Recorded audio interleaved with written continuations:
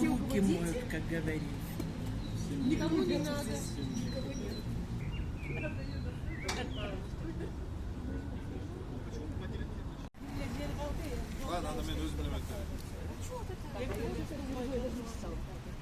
Вообще бессовестно делают. Старые дома не убирают, а лезут вот на площадку, где все дети собираются и играют.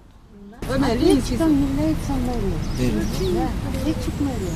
Потому что незаконным постановлением они у нас изъяли спортивную площадку. По Бачичаке суд прошел, и что он сделал суд? Я вчера решение суда услышал, мы соответствующие поручения сейчас дали. Там же, получается, коллеги, также вы могли прийти ко мне на работу в кабинет, у нас всегда открыто.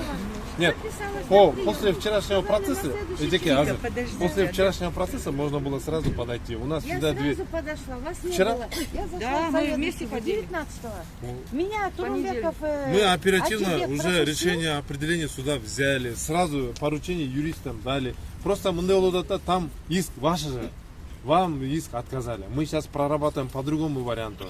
Мы в прокуратуру письмо направили о даче правовой оценки вот этих всех постановлений, разных документов, первоначальной схемы, всего. В совокупности они сейчас нам как дадут какую-то лазейку, исходя из этого мы тоже дадим.